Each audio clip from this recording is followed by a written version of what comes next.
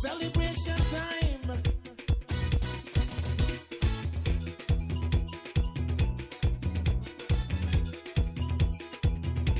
It don't matter what part of the jewelry you come from. You da you and me da me. But guess what? All are we the one. See what I mean? Jump and shout all over the nation. We're breaking out with a new creation. Lawrence Vernon has served the National Library Service for decades. Our Belize Watch team sat down with him at the Leo Bradley Library as he reflected on growing up in Belize City and how he got involved with the library service. We will have his story after we hear from our partners, Belize Natural Energy Charitable Trust, the Barry, Shell Belize, and the National Gas Company. I dare you. I dare you. Are you an entrepreneur with an innovative business idea? Then the Belize Natural Energy Charitable Trust Dare to Dream Big program is looking for you. The Dare to Dream Big program offers entrepreneurial development training and mentorship. In addition, 5 participants will receive grant funding of up to $10,000.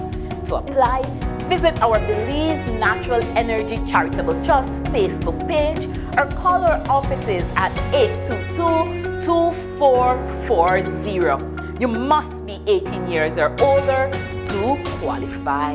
What are you waiting for? Apply today. I dare you to dream big.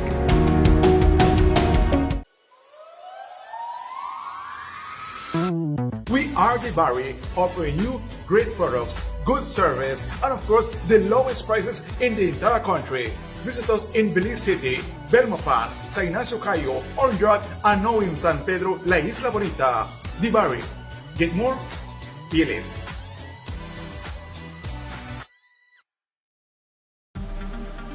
Shell V-Power with 3 times more cleaning and friction-reducing molecules. Go well. Go Shell.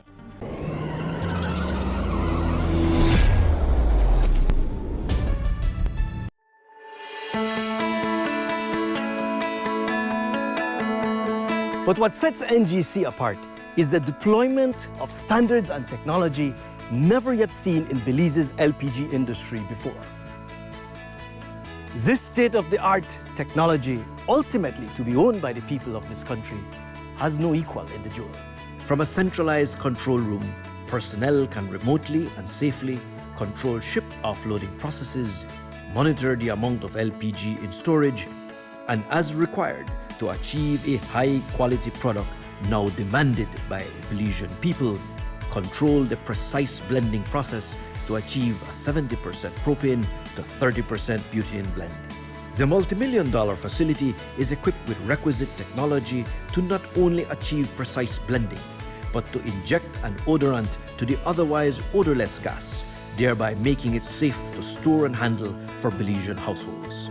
Once odorizing and precise blending have been achieved, Bowsers and bobtail trucks can be loaded for distribution and delivery throughout the country of Belize. The National Gas Company of Belize, fueling Belize forward.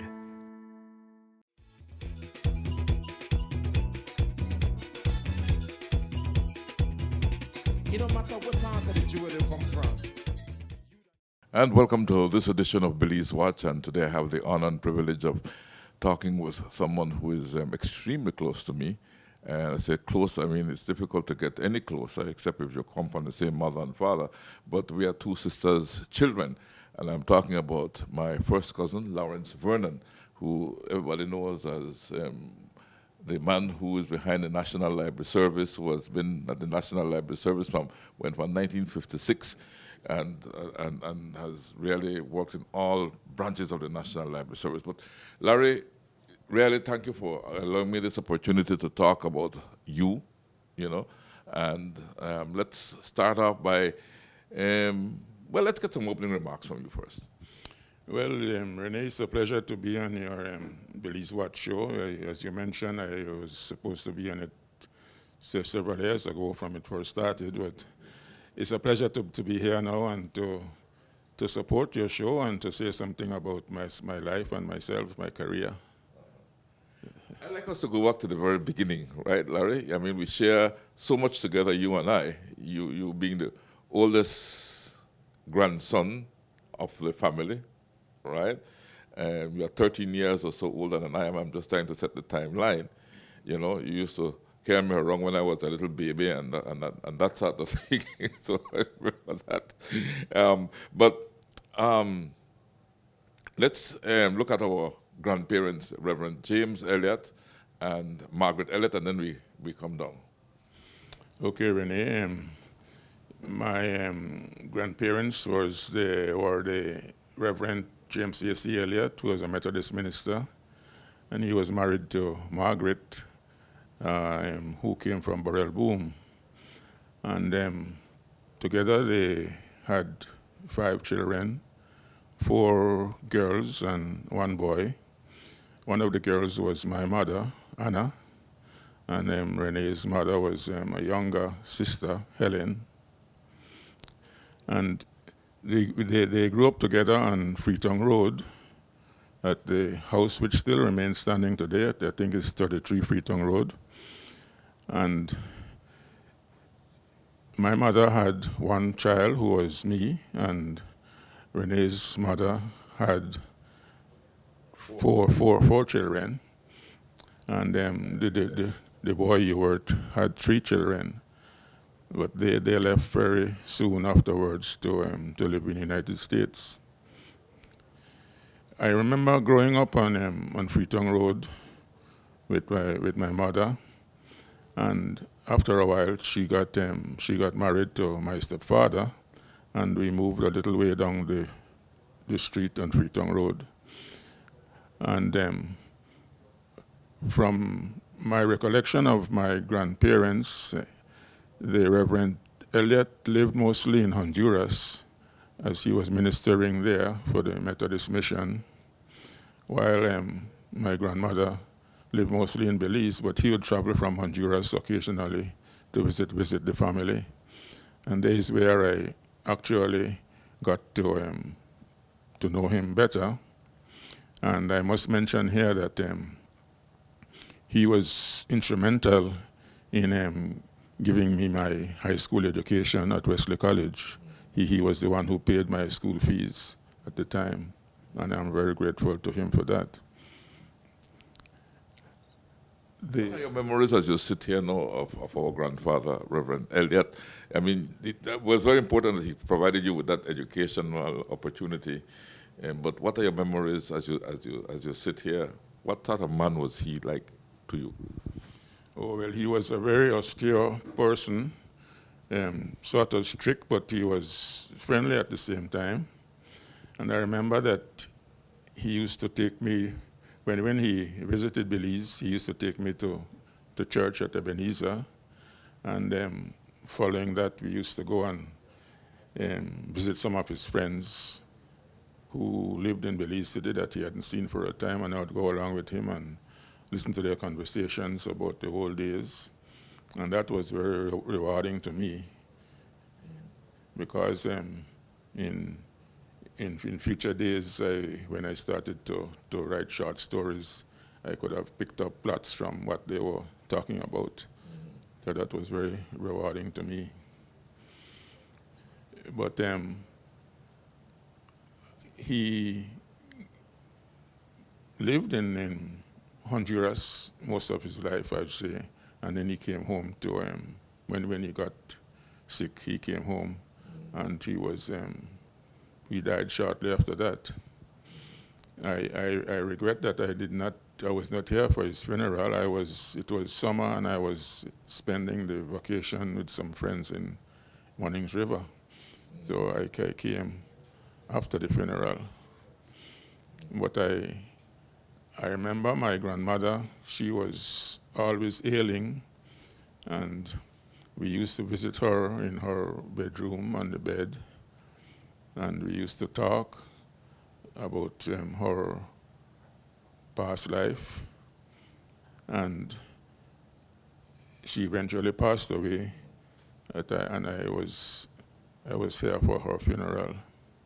She passed when I was 5 years old, I think, and you were 18. You'll have been 18. I was in my teens, yes, yeah. So I remember helping with to be a pallbearer and all of that. It was a sad occasion. Reverend Taylor, of course, passed in just to set the timeline, passed in 1961 at 33 Freetown Road, where, so that was some years later. Yes, 1961. Mm-hmm. Yeah, but his ministry during the course of his life was really very, very telling to his congregation in Honduras, mostly. Although he did work in Belize for a while, and he worked in Corozal, ministered in Corozal, and he was also headmaster at Wesley College for a time, I believe, yes. Mm-hmm. So apart from that, he spent the rest of his time in Honduras. And I did not get a chance to visit him. I think two of my children did, Marlon and Dylan. Yeah, they visited him. And of course, you spent quite a long time in Honduras, so you were more familiar with him, I believe, than I was. Yeah, I remember when my mother, I was just a little boy, and I think about seven years old or so, and my mother said she heard God's call to go and help her father in Honduras. Yes. And she packed up all of us and took us over there. But it was a good thing, and it was really God's call, because the old man really needed the help at that time, if you can recall. Yes. Right? And Mumsy, your mom, my Aunt Mumsy, lovingly we call her Mumsy, Mumsy and Aunt Ruth, and then everybody went over to see him in his last days and bring him home to Belize in 1961. Yeah. But the roots for all that was set by my mother, who felt that call to go and help her father, who at that time was still good, but was beset with troubles soon after she arrived in Honduras. And it was a good thing that she was there. And so, hey, that's the way life goes. I recall your mother, Helen, as being such a good missionary and such a good Christian. And I always say to myself that she was the epitome of what a real Christian should be, your mother. Now, growing up in Belize, Larry, what was it like for you growing up in Belize, especially those 13 years before I was born, because you're 13 years older than me. What was it like? As I say, I lived on Freetown Road. The marble top. Yes, and I went to Ebenezer School, which was just a few steps from my house. I used to go to school barefooted, really. We used to use a slate in those days. Yeah. And we just a slate in the classroom. And we played marbles and things like that, and football in the schoolyard. And I remember one of my schoolmates, vividly, who is still alive, is the grew-up Gerald Rayburn, who is Lord Rayburn, and he was my very good friend at Ebenezer School, and one or two others. But the life in Belize in those days, it was you felt a sort of freedom that you could go anywhere. And I remember Ebenezer used to have bazaars at Christmas time, and I used to look forward to the bazaars, and what little money my mother gave me or I saved during the year, I purchased little sweets at those in those days, things that attracted me. But the social life was very calm, as I said, very little crime. There was hardly any need to have policemen patrolling the streets regularly. In fact, in those days, I recall that the policemen used to patrol on horseback too. Yes, I remember that. So those days to me were, I grew up by myself mostly. I was an only child. I grew up by myself. And in my future days, I call myself a loner, right? Although I chose my friends, and I lived and worked mostly by myself. But as far as the the social life went, I very early got the opportunity to visit Placencia, where your mother was a nurse, and my mother used to take me to Placencia during the school holidays. I remember those from primary going into the first 2 years of high school going to Placencia. And from then I've gone to Placencia invariably. I call it my second home. Every year, yes, every year. So I had friends there, most of them who have passed now. I remember I used to go to every November or so. I used to go down and go fishing with my friends Anthony Ely and Cleveland Berry and Babe Westby and people like that who have all passed now. So when I go to Placencia now, I don't have much of my older peers to reminisce with. But the Placencia days, as I say, were very nice. I went to school there even for a time. The Anglican school that was there, right? The Anglican school, yes, I remember, yeah. And your Aunt Olive, right? She was a teacher there, and she taught me for a while. And I remember you in Placencia too. And afterwards, right? After you started going to heal your mother. Uh-huh. Well, I like to fondly say that I was manufactured on the beaches of Placencia. So. yeah. And it's such a lovely place, right? I call it sort of paradise. So just to jump ahead a bit, when Henry Young approached me a few years ago to write a book on Placencia, he provided the photographs and I provided the text. And I call it Footprints in the Sun to Paradise, Placencia and its environs, yeah. Mm-hmm, yeah. And Henry is also a relative of ours, right? Yes, Henry Young, that's right. Mm-hmm.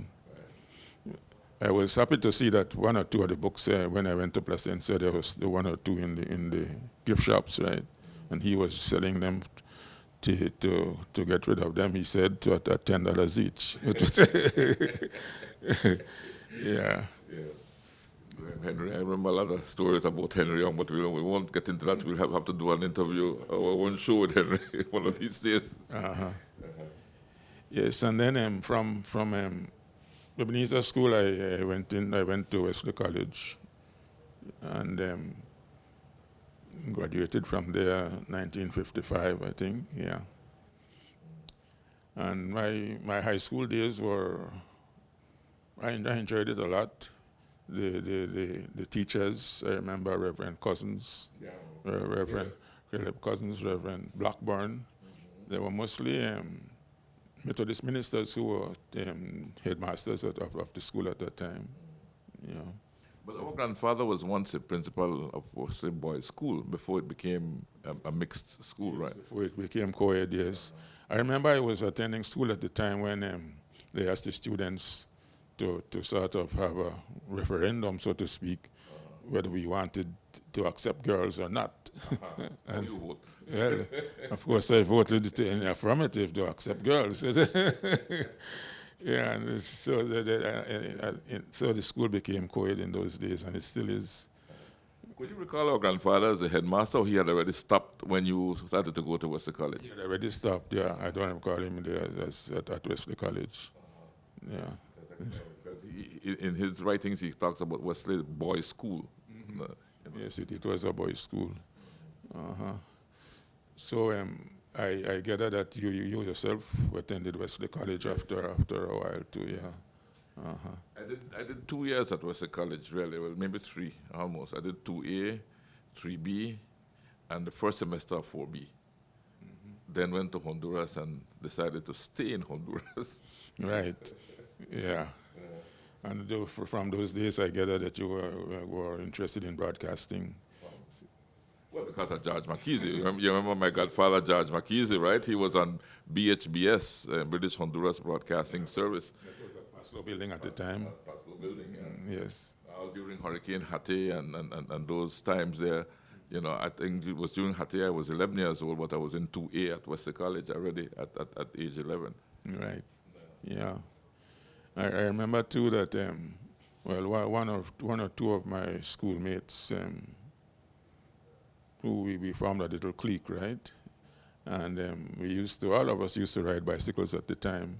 And around the 10th of September, we used to get similar shirts and just ride around on a bicycle with the parades, just for the fun of it. Those were the days when you were young. Now, library. You have been a librarian all your life. How did you become? I could tell you how I became interested in broadcasting. Like you rightly said, you knew, and we grew up together. You know, you knew that I always wanted to pretended that I was on a radio station or imitated a radio station in some way, fashion, or form. Yeah. But you, as a youngster, I don't think I was studying you with the library thing. How did you become interested in library science? Yes, well, I must tell you that I was not really setting out to be a librarian. From a youth, well, from my young days, 10, 11, 12, I liked to read. I used to go to the library on Northfront Street, which is still there. And I used to be an inveterate reader, I would say, right? And I used to like to read books about airplanes and stories about aircraft and whatnot, and the Battle of Britain and whatnot. And I say I'd like to be a pilot one day. But and then one day when I was by that time the library had moved into the Bliss Institute and the foreshore, and I went up there. That was in 1956. Yeah, I had left school in 1955, and I was in the reading room reading, and the late Leo Bradley, who was the first trained librarian in Belize, saw me, and he began speaking to me and asking me about my education and so. So he said that at the time he said that there is a vacancy at the library for a library assistant. If I would mind taking it up, I said sure. I didn't have anything to do, so I said in the meantime, no, so I'll work in the library, and it attracted me to the extent that I didn't want to leave, really, because I found it, the students coming into the library and my being able to help them with their research and their homework and whatnot, I said that's so rewarding to me, and to see people being satisfied with getting their educational things in place. So I said I might as well stay here, and I stayed there, and I worked up in the ranks. How old were you at that time when you started at the library? I was 19. Okay. Yeah, 19. Just out of high school. Yeah, just out of high school, yeah. And that was it for me, 1956. And then I was encouraged by Leo Bradley to sort of further my education in librarianship. There was he had studied in England to get his degree, but I had no means of going there. So at that time, the British Library Association was offering correspondence courses. So that is what I enrolled for, correspondence course. Yes, from the British Library Association in London. And so they sent me the material, and I returned, and I had to sit exams, but that was facilitated by the Education Department in Belize. So they invigilated the exams, so I sat them here. And by 1963, I had finished. I remember that it took a bit longer because one of the subjects, which was cataloging and classification, both in practice and theory was sort of challenging, and I had to take it 2 or 3 times before I could have finished. Yeah. And strangely so, that was a subject, that was the area in the library that I gravitated to after I got my degree. Gravitated to that classification and cataloging, right? Because as you know, the vision of libraries is you see somebody sitting at the front desk, right, and just receiving books and stamping books. But the bulk of the work is done in the background, as you know, yeah, in the background here. The processing and accessioning is done in the back to prepare the books to go on the shelf. What we see when you go into a library is just the front, the beautiful part of it.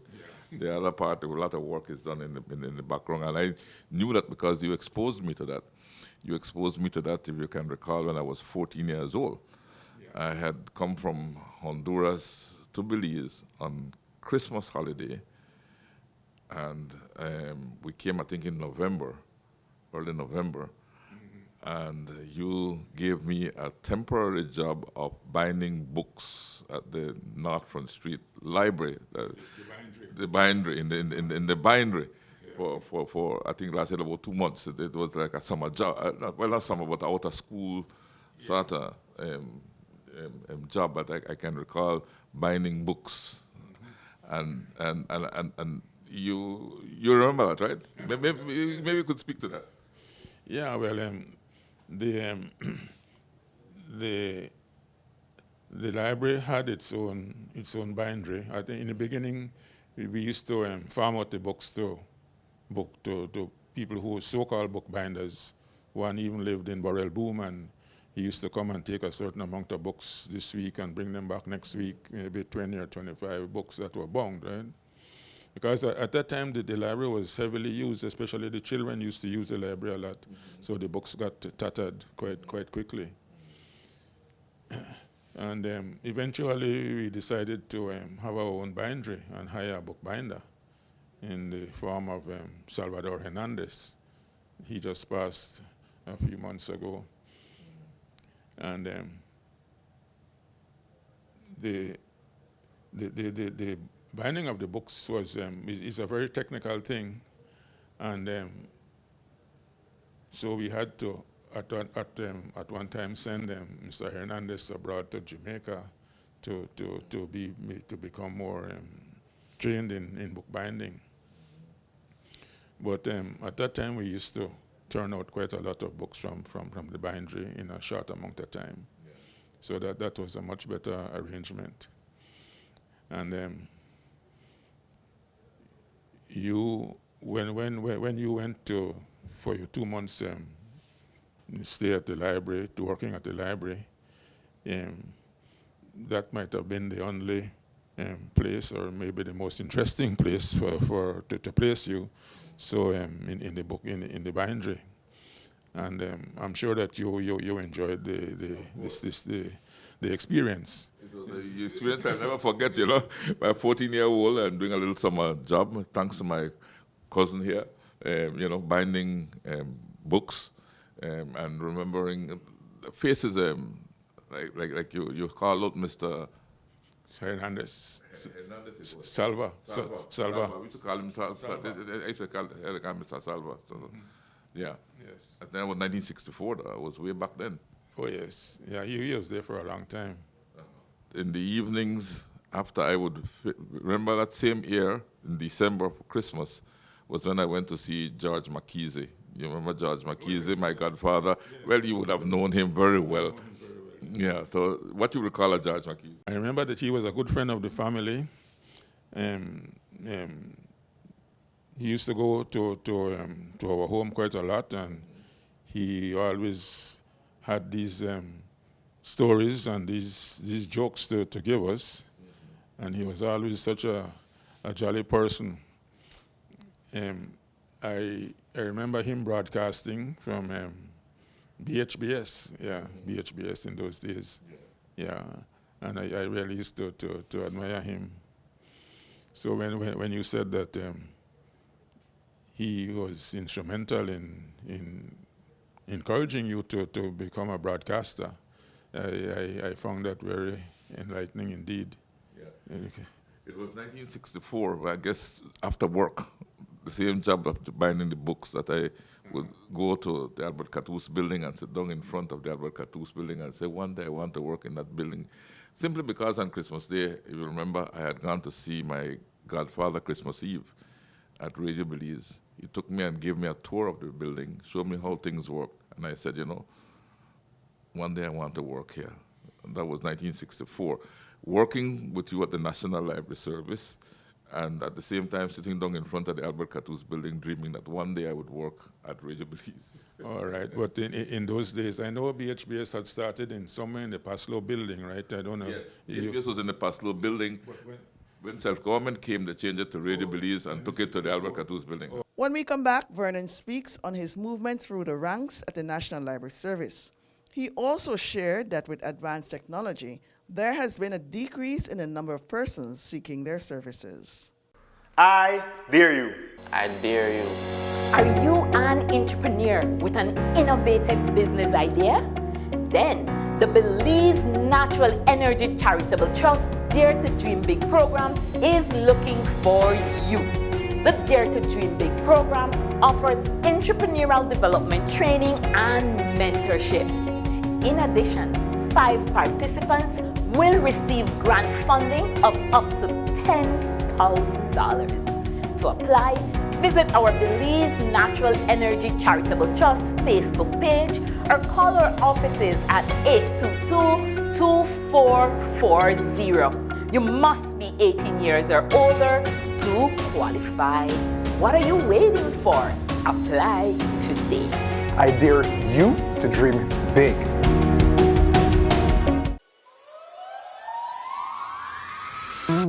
We are Dibari, offering you great products, good service, and of course, the lowest prices in the entire country. Visit us in Belize City, Belmopan, Sa Ignacio Cayo, Orangeat, and now in San Pedro, La Isla Bonita. Dibari. Get more? Be less.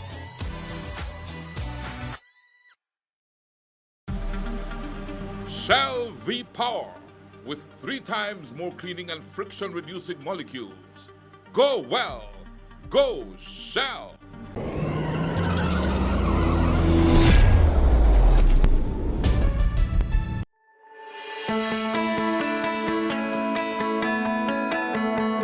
But what sets NGC apart is the deployment of standards and technology never yet seen in Belize's LPG industry before. This state-of-the-art technology, ultimately to be owned by the people of this country, has no equal in the jewel. From a centralized control room, personnel can remotely and safely control ship offloading processes, monitor the amount of LPG in storage, and as required to achieve a high-quality product now demanded by Belizean people, control the precise blending process to achieve a 70% propane to 30% butane blend. The multi-million-dollar facility is equipped with requisite technology to not only achieve precise blending, but to inject an odorant to the otherwise odorless gas, thereby making it safe to store and handle for Belizean households. Once odorizing and precise blending have been achieved, Bowsers and bobtail trucks can be loaded for distribution and delivery throughout the country of Belize. The National Gas Company of Belize, fueling Belize forward.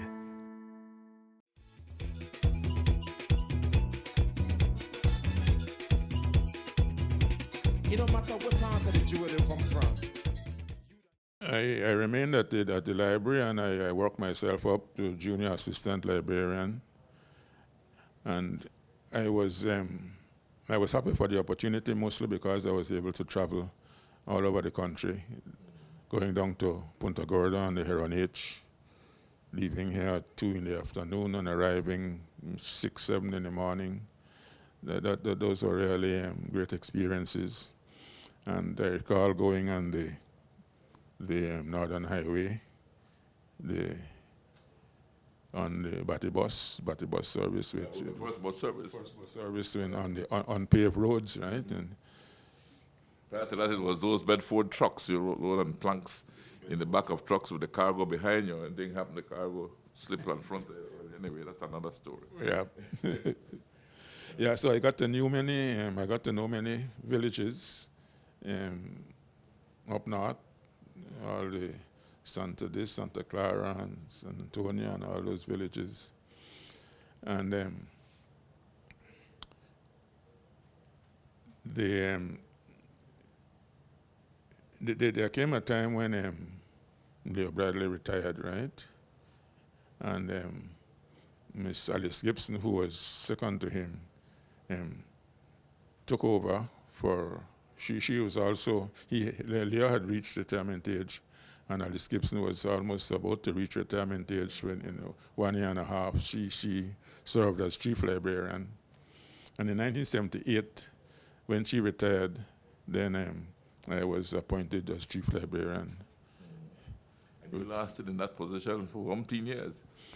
Well, I had to retire in 1992. 1992 at 55, the retirement age, and 1992. Yeah. But you never did give up library. No, I just a few days after that, I got a call from someone from the University College of Belize, Dr. Alvaro Rosado, saying that he needed an associate librarian to work. Well, but at that time too, Leo Bradley had retired, and he was working at University College of Belize as the library director. But they said they needed an associate librarian, so I didn't really get any chance to any pre-retirement leave or anything like that. I went straight up to Westland Diva to work in the library there. And I stayed there until 2003. Well, I must say that during the time I worked there, I was able to strengthen the library materials. And I recall that in 2000, when the University College of Belize changed over to University of Belize, and it took on the nursing school and the teachers' college and all of those, right, which some people at the time called baggage.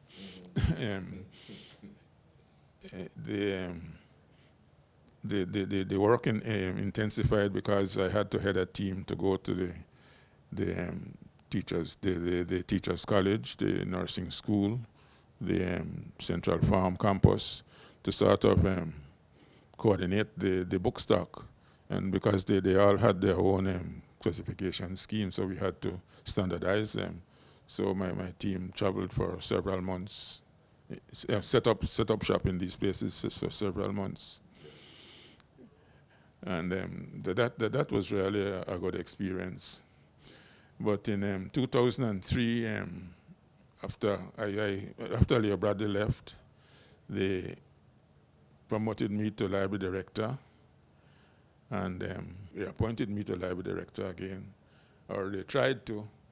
And I said that I think I have had enough administrative work.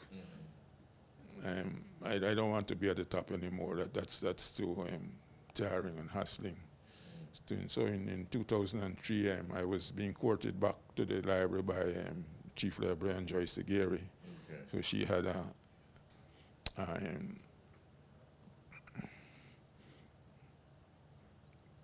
a post for her principal librarian, So in 2003, I actually resigned from, I wouldn't say retired from UB, but I actually resigned. So that was my second retirement. And then I came back here to this library, Leo Bradley Library, as principal librarian. And you stayed here for a long time as well, right? Yeah, I just retired again last year. Any chances of being rehired again? No. I think. One of the things I want to dwell on here, go back to, we look at library and say, library. People who don't read books might say, that's boring and that sort of thing. But let's paint the picture of how important the library was in the development of this country, because I think the library played a very crucial role in the days when there was no TV. You can imagine, no television, right? To travel from one part of the country to the next, you have to catch a truck and ride in a truck back, right? Bridges would be flooded and you would stay abandoned on one side of the road because, especially going to PG, you know, you have to have what they used to call 5 submarine bridges. Yes, yes. And so the only thing you have for entertainment was Radio Belize and a book. Think about it. Yes, in those days, people read a lot because, as you said, they didn't have much choice. Today there are many choices, and so perhaps the patronage in libraries have dropped off somewhat. Although they still try to have activities mostly for the children and encourage them back, and in that way the parents bring their children back to the library, and so we still have some activities. But as I mentioned, going to the districts was very enlightening to me. And we were able to establish quite a few what we call sub-libraries in those days. In the villages, I think the sub-libraries went up to about 70 or so. And this eventually dropped with the advent of the mobile library system that came up, right? So the mobile library system took up the slack of most of the villages, some of the villages. And we still have a mobile library today. And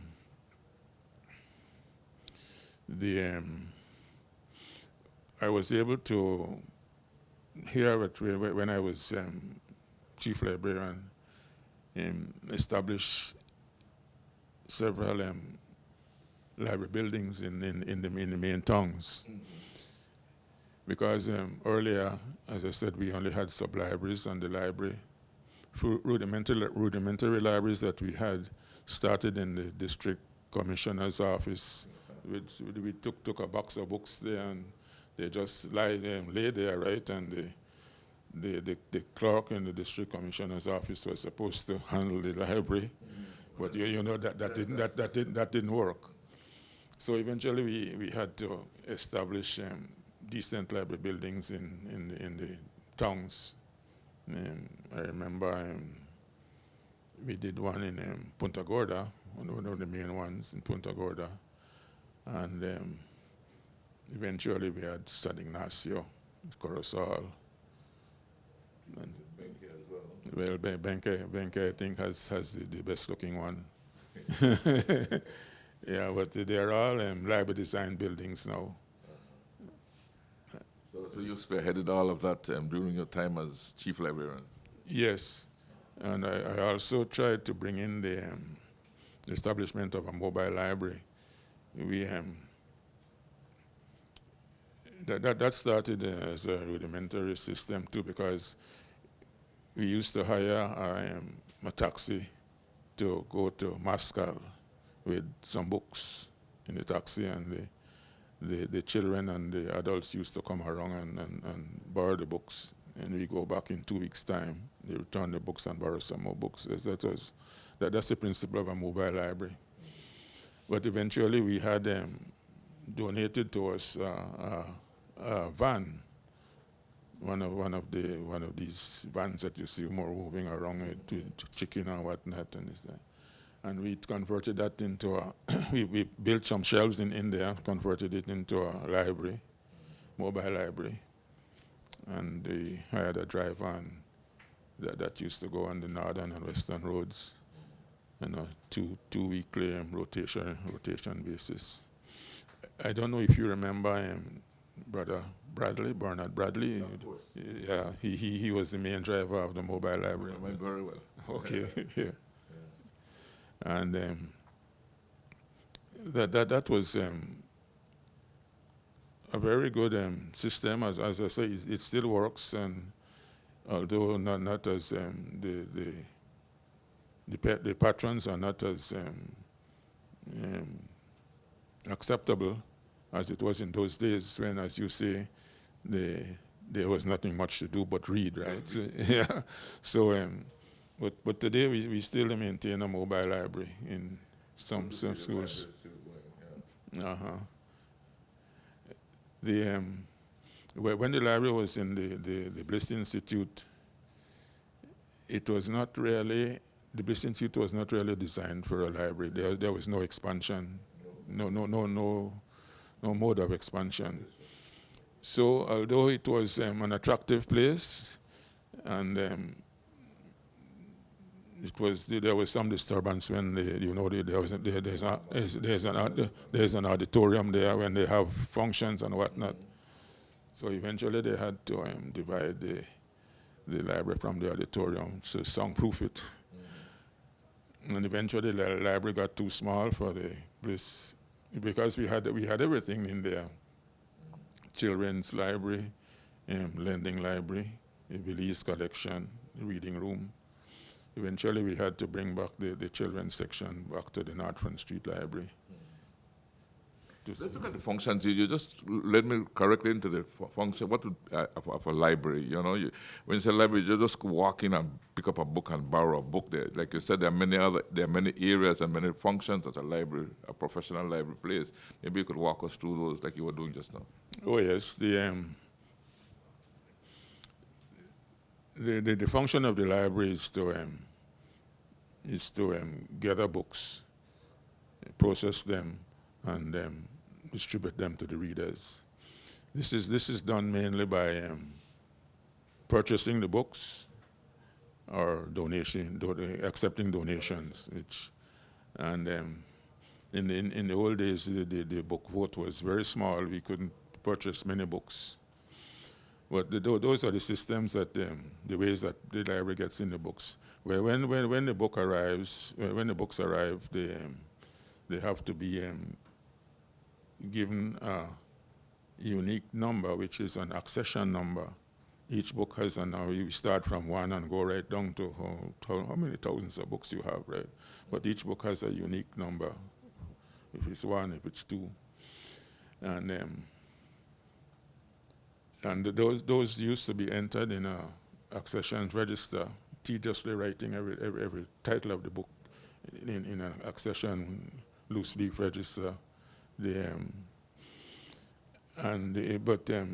Eventually, with technology, this changed to what you call it, data entry. Yeah.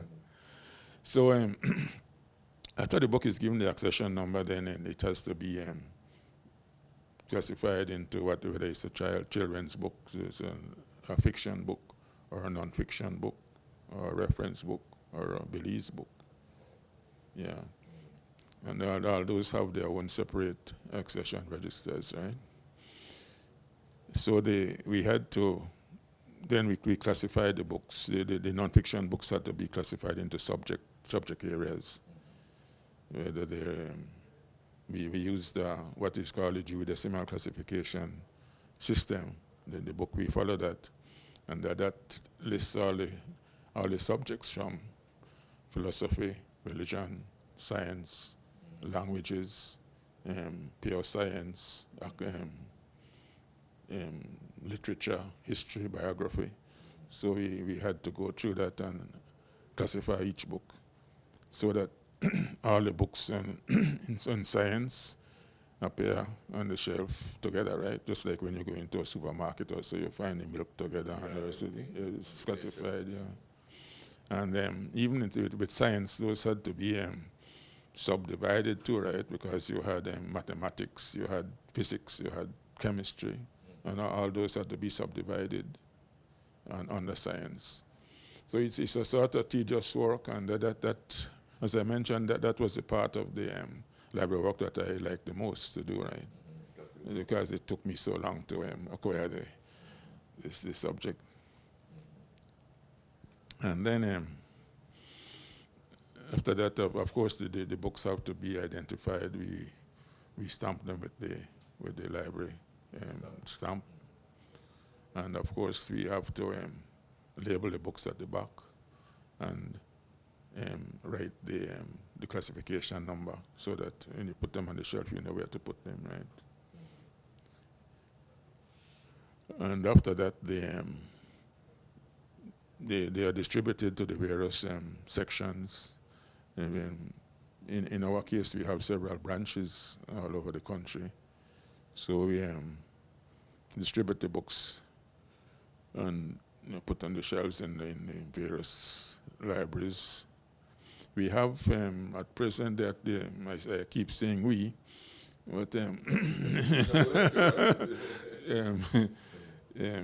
about 49 library points all over the country.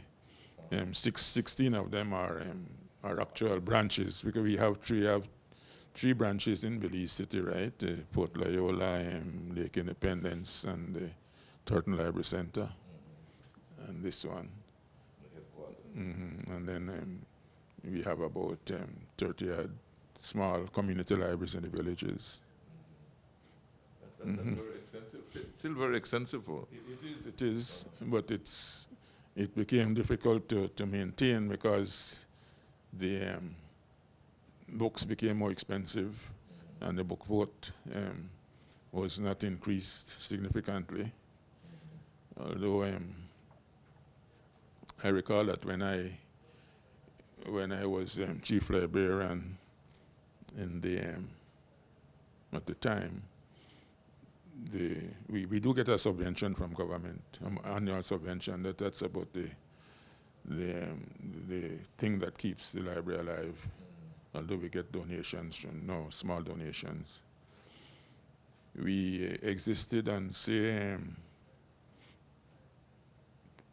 for the month, $25,000 for the month to pay salaries and to buy books. That was, but when I came back in 2003, I found that the subvention had increased significantly. We went across the $1 million mark.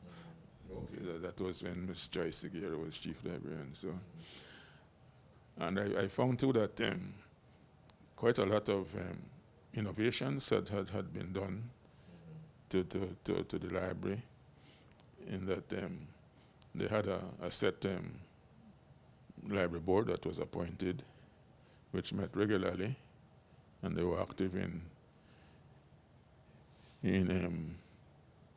planning, doing planning for the library service for the future.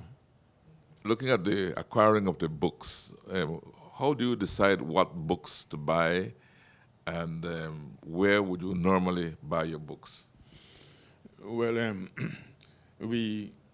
one of the ways in which we determine what books, we do have a suggestions box that the patrons would suggest what books they would like to read.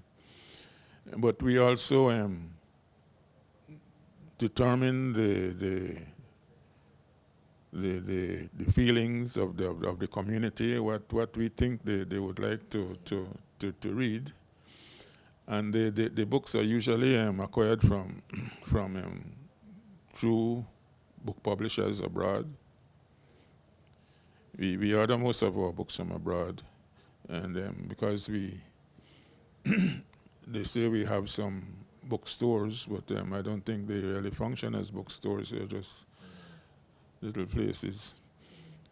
So we order the books from abroad, and people do donate books to us in bulk. We had organization in the States, I forget the name of it, Free Chance or something like that, and they actually sent containers full of books. They asked us what type of books we wanted, and of course we always short on children's books, because that's the type of books that mostly used in the library, children's books. And that's the way we acquire our books. And there's a process for borrowing the books, right? Well, yes. You have to become a member of this library service first. The library, yeah.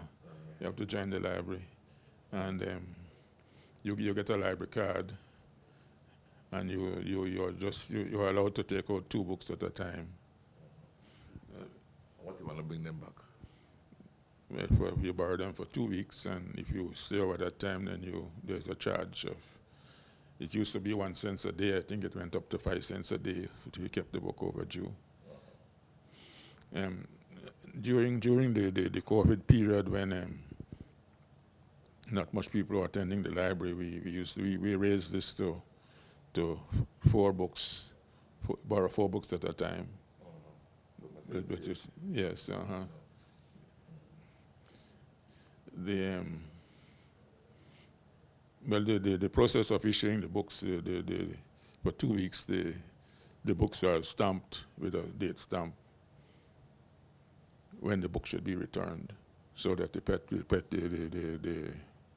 the member can know, look in the book, and it's a date slip that you stamp it on, so that the member can know when to return the book.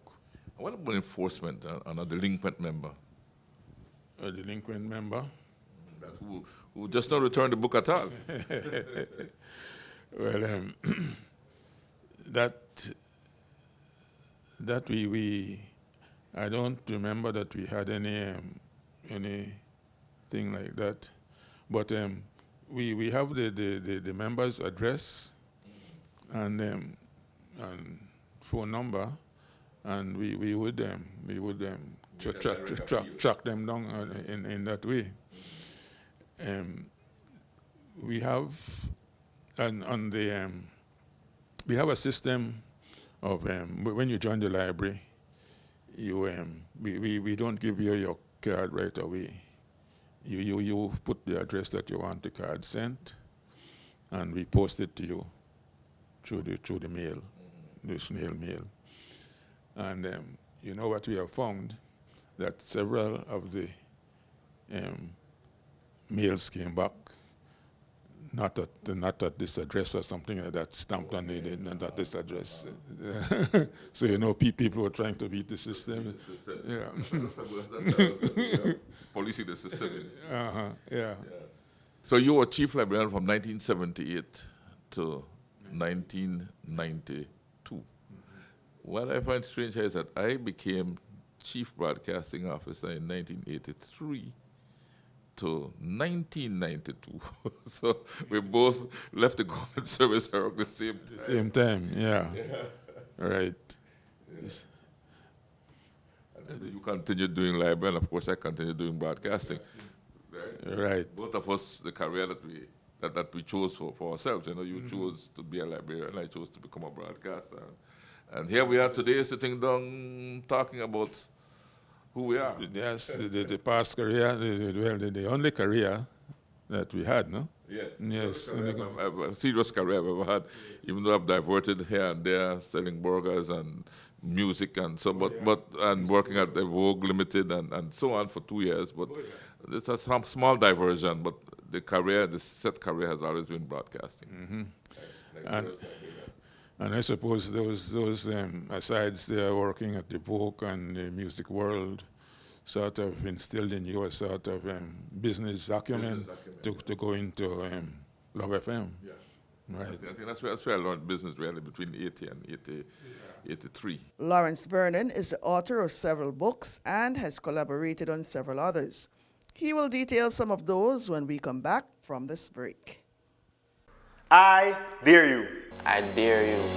Are you an entrepreneur with an innovative business idea? Then the Belize Natural Energy Charitable Trust Dare to Dream Big program is looking for you. The Dare to Dream Big program offers entrepreneurial development training and mentorship.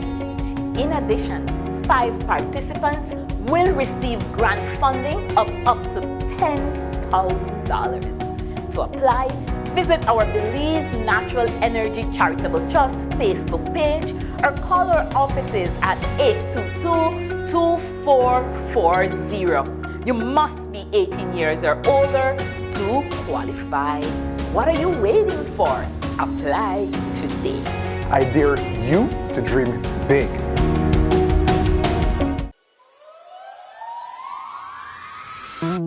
We are the the Barry, offering you great products, good service, and of course, the lowest prices in the entire country. Visit us in Belize City, Belmopan, Sa Ignacio Cayo, Orange, and now in San Pedro, La Isla Bonita. The Barry. Get more? Be less.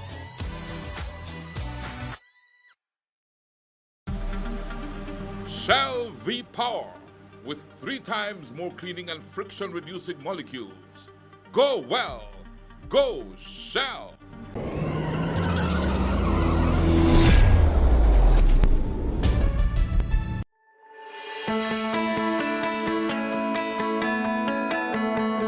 But what sets NGC apart is the deployment of standards and technology never yet seen in Belize's LPG industry before. This state-of-the-art technology, ultimately to be owned by the people of this country, has no equal in the Jewel.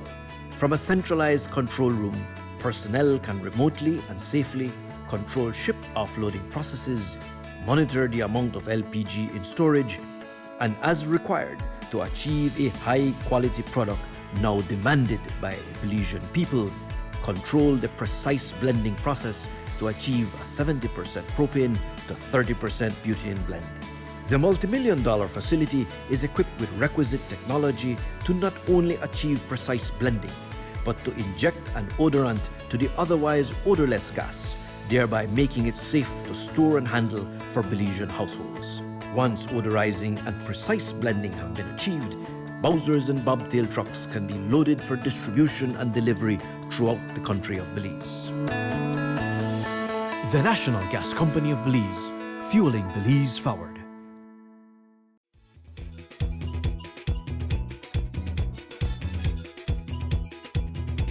It don't matter what part of the jewel they come from. Coming back to the books, we have built up a Belize collection, which we had from way back, and we started to build it. And I must, apart from that, the archives department, which is now in Belmopan, actually started in the library when it was in the Bliss Institute. They started to collect the bound newspapers and things on Belize, archival material. And so the library was in charge of the archives for 1 or 2 years before it moved to Belmopan, and it got its own archivist. Is it a requirement that an author, a Belizean author, files a book with the National Library Service? Yes, it is embodied in our law, in our ordinance. It's called a legal deposit. Every book that is published in Belize, 2 copies has to be deposited with the library service. This law is not only restricted to that's not only restricted to our law. It's restricted. The archives have the same legal deposit system too. Yeah, but not everybody abides by it, so we have to chase. Sometimes you have to chase the publishers. I mean the writers. We have to chase the writers and collect our 2 copies. The National Collection has expanded quite a lot.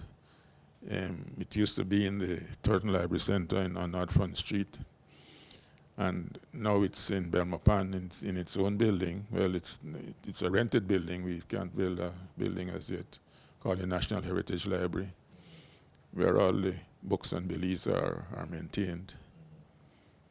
And some people mistake it for the archives, but the archives is a different arrangement. The National Heritage Library is sort of more book-based. We collect books in the Caribbean, and we have a Caribbean section and a Central American section, whereas the archives are more paper-based, right? Audio books, you collect those as well there?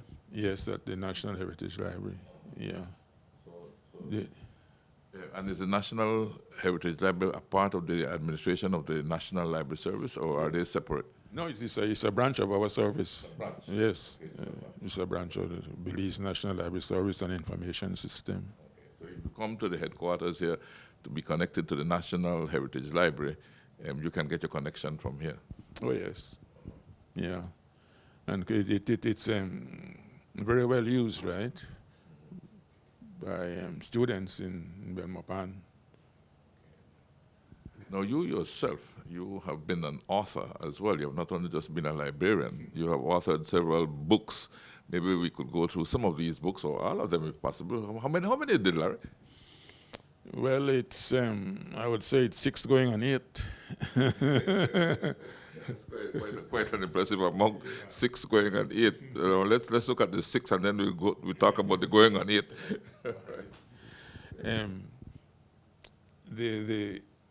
This is connected to the library too, Renee. The matter of students coming into the library and asking for information separately. The first batch that came, the first subject that they wanted was the ethnic groups of Belize, the cultural groups. So they came and they came and asked for this one, the Mestizo, the Maya, Creole. So I said, let me compile everything into one, and when they come, I just give them that, right? So I wrote a book, and that was the first book I did, Cultural Groups of Belize.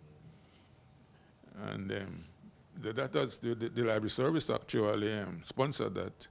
So whatever funds or sales or so that came from that book went direct to the library service because they paid for the publishing.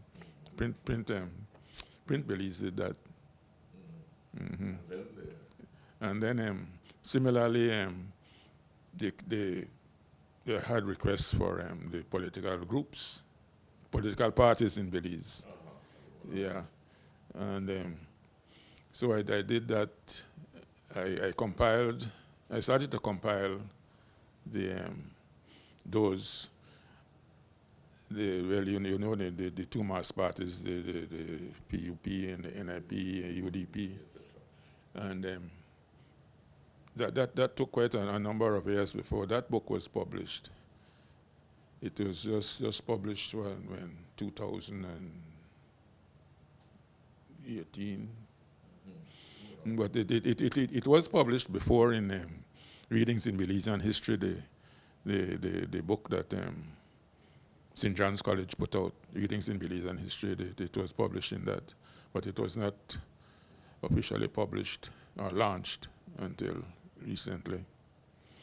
That was called A Narrative of Political Parties in Belize. And that was very revealing to me too, because I was able to find that there were 26 political parties that were formed in Belize, so from 1950 to almost to date. Mm-hmm.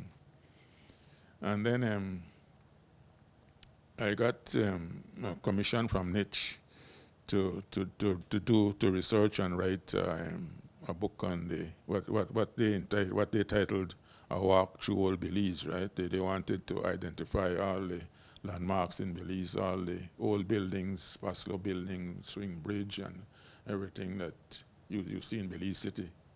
A Walk Through Old Belize.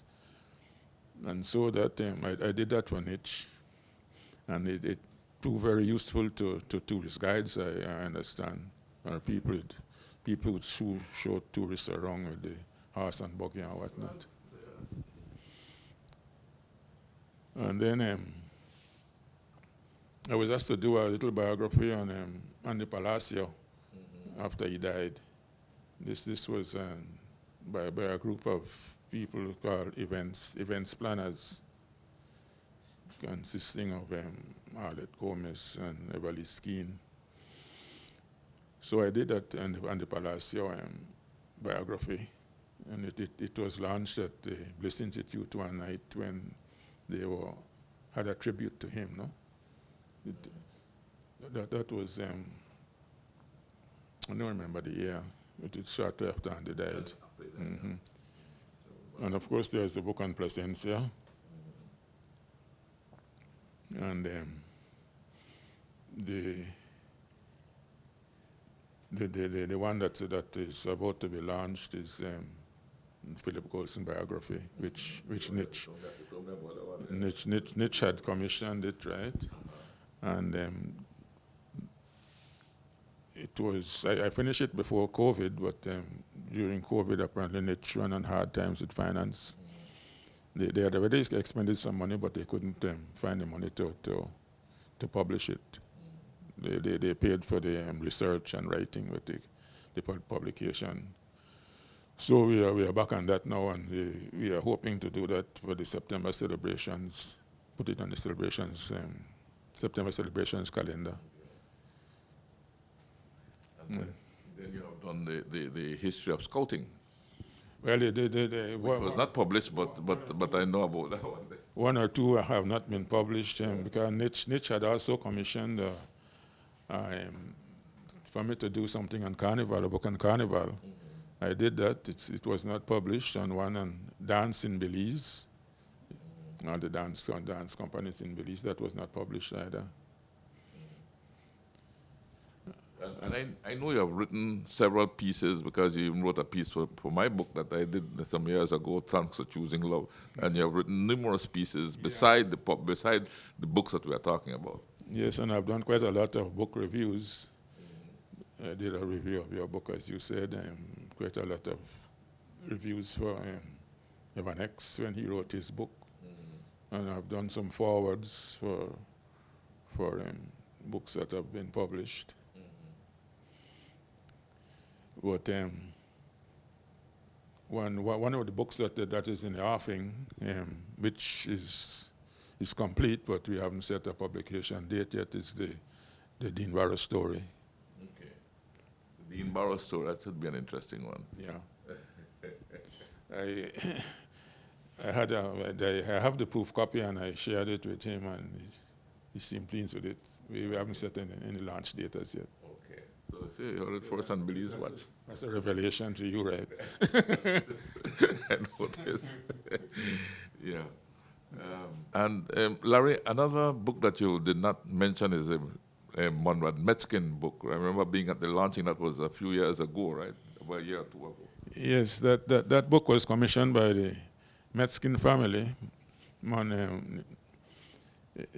His son, Humphrey Metzkin, and his wife, Jilly, had come to Belize and asked me if I would do a biography of Humphrey's father, Monrad Metzkin, who was a Belizean. And he did quite a lot for Belize. Actually, he was one of the earlier library administrators when the library was first opened in 1935. He, along with Hamilton Anderson, who was an archaeologist. Yeah, Monrad did quite a lot for Belize. He was instrumental in sponsoring the first cross-country cycling race from Belize to Cayo and back. He was instrumental in establishing the first agriculture department, and also the Queen of the Bay. Yeah. And when the first landing of Charles Lindbergh in Belize. Yeah, he was instrumental in that. Mm-hmm. Yeah. Mm-hmm. Yeah. So I did the book, and they came for the launch. We had it at the library. So that's one of the books that were commissioned. And sadly enough, his wife told me when Humphrey got back they live in Barbados, he sort of suffered from dementia, and he just shortly after he got back. Wow. So he's, yeah. I noticed too that Dylan has also published a book recently. That's Dylan's first book? His first book, yeah. I was at the launch of his book. I was very impressed, really. I think he did a lot of research. As a matter of fact, we sat together at the launch, you and I, and I said, wow, Larry, the tradition is continuing, right? From you, Dylan is now writing. Of course, Karen is in the arts, right? Yeah. Marlon is a teacher. So the family has been very much involved. But let's talk about the family now. I'm saying that to lead up to the family life, because you have not really discussed your family life. So. All right. Well, I got married in 1959 to Crystal Gibson, and we have been together now. We just celebrated 63 years last month, and we have 3 children. Marlon, who lives in Florida.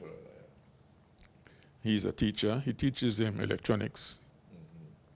And Dylan, who was the second son, and he was, he used to teach. He taught for a while at St. John's College. He got into Spear,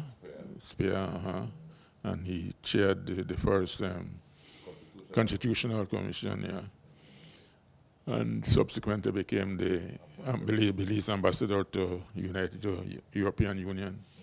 Mm-hmm. So his book was launched last month. It's his first book. Yeah. And I say first because I know knowing the land is just a first. Right. Yeah. I don't know what he'll be writing about after that. But that book was based on the thesis he did for his doctorate, right? Mm-hmm. The clientelism and democracy. Mm-hmm. And then Karen is, she's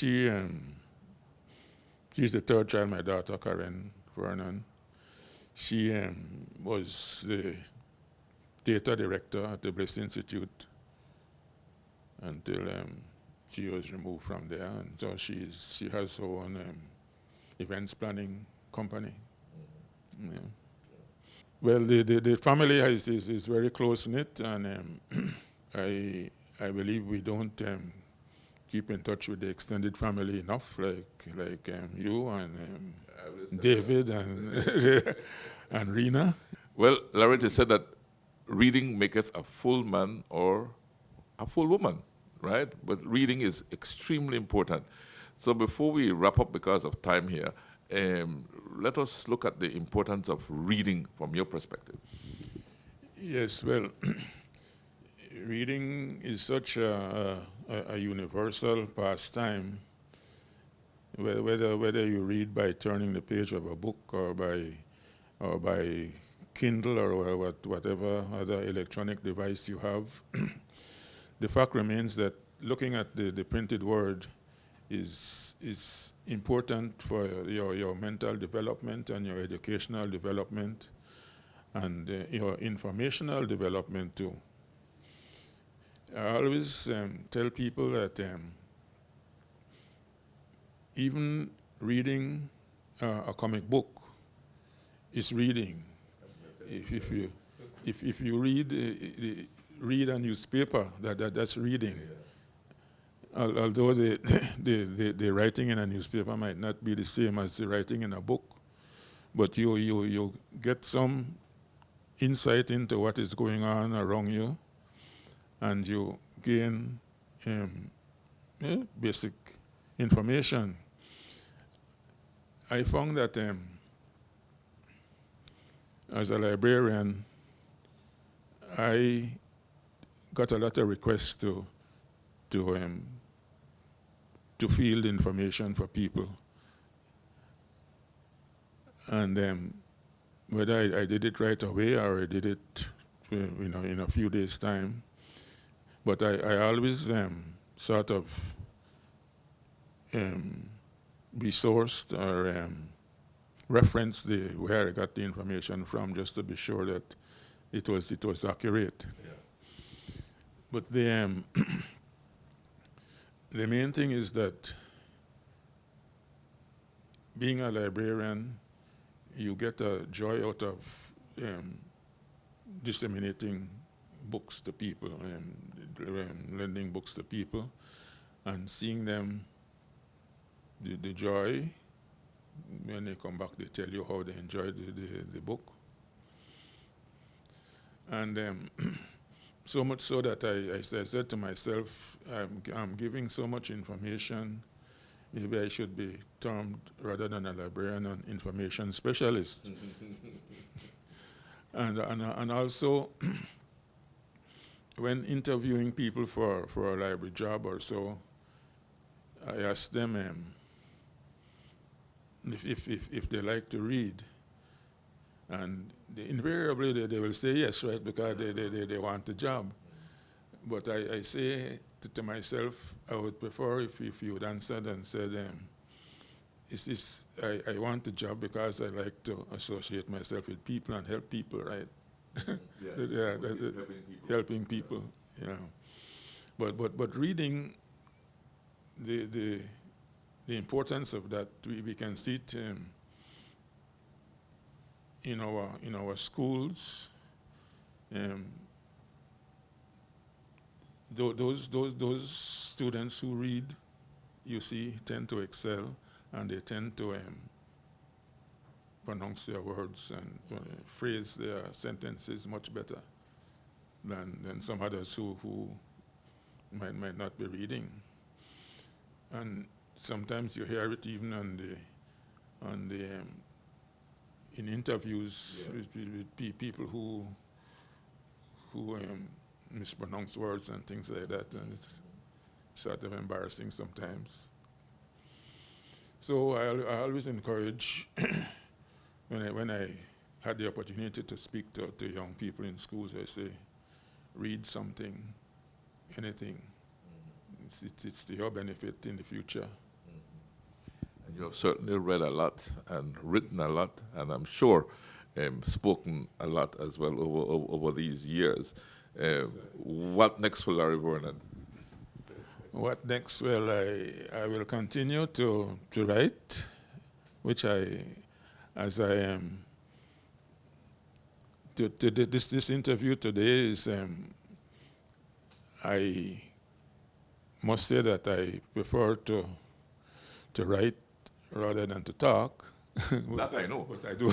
But I made an effort today to accommodate your interview. I've been asking you for years, Larry. For years, I've been asking my cousin for years for this interview. So I'm happy to have it. So I will continue staying at home and do writing and research, which is something that gives me much joy. Yeah. And I will continue enjoying your programming on Love FM. Okay. Because it's about love, right? Yeah, that's it. Yeah. Love of God, love of family, and we choose to love as against doing anything else. Yes. So, Larry, thank you so much, man. Yeah, it's a good thing talking to my first cousin, Larry Vernon, who I looked up to as a little boy who used to back me around, and I used to I used to cry a lot, that's true. No, I don't think so. I remember the Placentia days, right?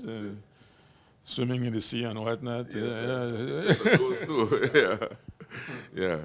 So it's hard to believe that you're 13 years older than I am, but and looking so good, you know. And I want to make sure that when I'm 13 years from now, I look as good as you. So I gotta follow your footsteps. Yeah, I'm sure you will. Just get up and wash your face with cold water every morning. That's a secret, right? Oh, yeah? Yeah. Good. Keeps your face looking good. Not cold water, just room temperature water, yeah, not ice water. Must remember that. Thanks, Lars. All the best. Reading is all about love, and one thing we have in common, we have both loved our careers. You loved your career as a librarian. I love my career as broadcasting, but most important, both of us love our country, Belize, because we dedicate ourselves in service to Belize. You have served Belize well in your own way, and I have done my best to serve my country as well. So it's all about love, right? And so when we choose to love, we do say Belize and beyond, thanks for choosing love. Belize Watch. Knowledge of the past, impacting the present, building the future. Celebration time.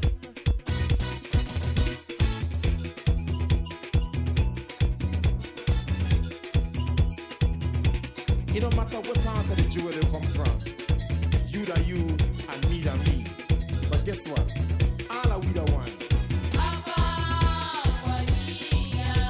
See what I mean? Jump and shout all over the nation. We're breaking out with a new creation.